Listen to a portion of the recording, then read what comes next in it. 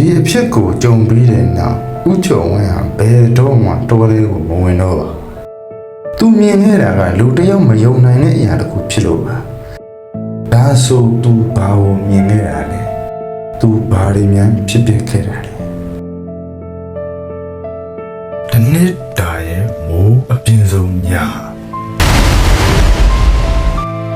လေပြင်းတွေကတိုက်နေတယ်မိုးကရွာချလိုက်ရက်လိုက်နေ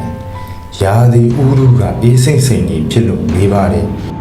စင်ဦးစီဦးကျော်ဝင်းဟာသူ့ရဲ့မွေးတော်အမိရတဲ့စင်ကြီးနဲ့တောအုပ်နဲ့ကြီးကိုဖြတ်သွားနေပါတယ်ပူစင်ရုတ်တရက်အမျိုးမြည်မသိအတန်တစ်ခုကြောင့်မွေတော်ကခြေလန်းနေရက်လိုက်ပါတယ်နေရွယ်ကြီးနှစ်ဖက်နဲ့တုံလာပြီးနှမောင်းကိုမြောက်ခါအမောင်လေးကိုစိုက်ကြည့်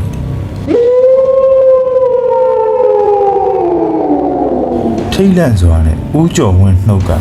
ရေရွတ်မိပါတော့ဘာဖြစ်တာလဲ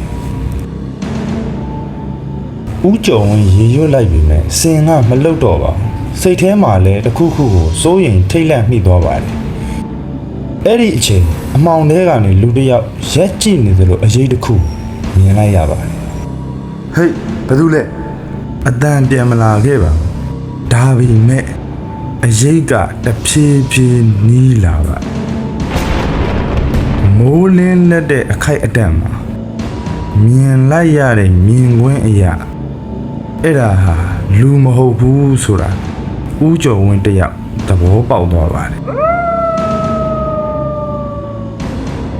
မြင်လိုက်ရတဲ့မြင်ကွင်းမှာတော့မျက်နှာဖြူဘက်ဖြူရော်နဲ့မျက်လုံးနှလုံးကအနီရောင်လိုတောက်ပနေပါတယ်ငွေတောင်ကရုတ်တရက်အော်ဟစ်ပြီးနောက်ပြန်ဆုတ်လိုက်ပါတယ်တလုံးလူအကာအကွယ်ပေးရတဲ့စင်ကြီးကတော့ကြောက်နေခဲ့တာဦးကျော်ဝင်းနဲ့အသက်ရှူမဝတော့တုံလှုပ်ခြောက်ချားစွာနဲ့ချွေးစေးများပင်ပြန်နေခဲ့ပါ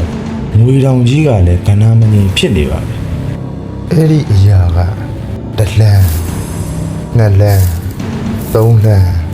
သူတို့စီရှောက်လာနေပါလေရုတ်တရက်တောအုပ်တစ်ခုလုံးမှာ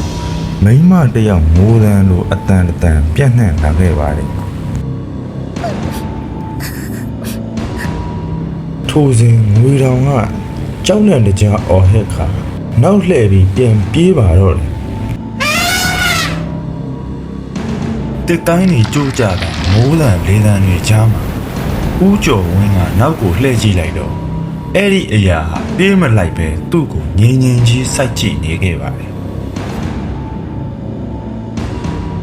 ဦးကျော်ဝင်းနဲ့စင်ကြီးငွေတောင်ခေါ်ဆောင်ရာလိုက်ပါရင်းနဲ့ပဲဖြေမပေါ်နိုင်တဲ့အတွေးများစွာနဲ့တွေးနေမိပါတော့မနက်ခင်းလင်းတဲ့အချိန်လူများလာရောက်စစ်ဆေးကြတဲ့အခါမှာတော့စင်ချီရာလည်းရှိနေပါတယ်လူချီရာလည်းရှိနေပါတယ်ဒါပေမဲ့ထူးဆန်းတဲ့ချီရာကလည်းရှိနေပါသေးတယ်အဲ့ဒါကတော့လူချီရာလည်းမဟုတ်ဘူး